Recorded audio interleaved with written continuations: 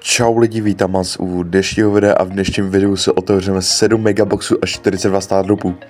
Samozřejmě to máte i vy, takže mi můžete napsat do komentářů, co vám padlo a jestli už jste to otevřeli.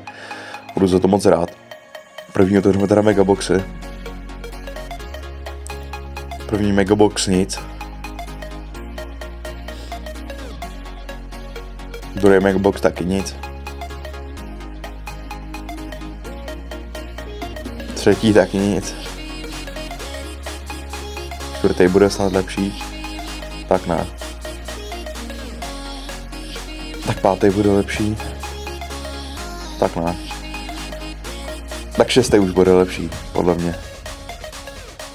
No, rovnou šestka. Ty už to bliká na trojce.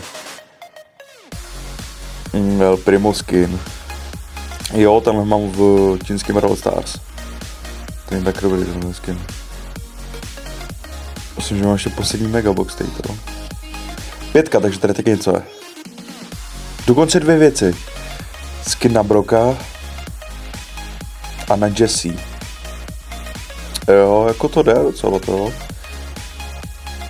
Teď otevřeme stardropy, musel jsem to trochu urychlit, protože mi tady zatím nic nepadalo a přišlo mi to takový trapnější, ale za chvilku mi něco padne, trošku něco lepšího.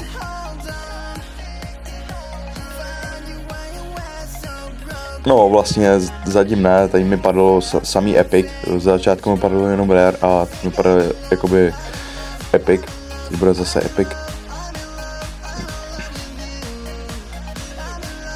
Takže když takhle vezmu, tak mi zatím spadlo z megaboxů nejvíc věcí.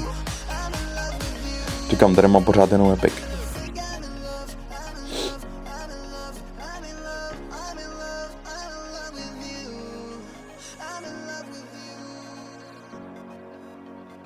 A přesně v tomhle momentě se stane něco jiného. Mythic 500 coinů. Epic 200 coinů. Tak ne? Tak spray. O co to bylo? Zase Epic.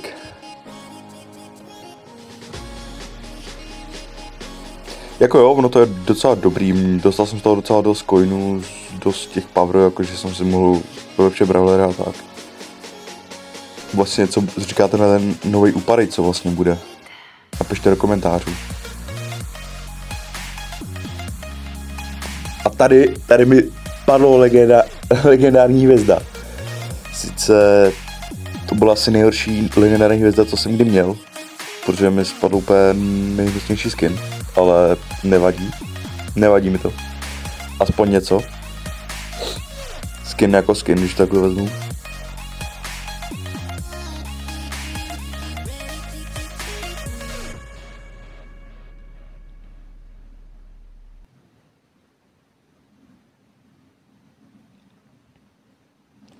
A tohle jsou všechny skiny, co mi padly. Plus ten Barley. Takže jo, pokud se vám video líbilo, budu rád za odběr a like a určitě budu rád, když mi napíšete do komentářů, co vám padlo. Takže čus.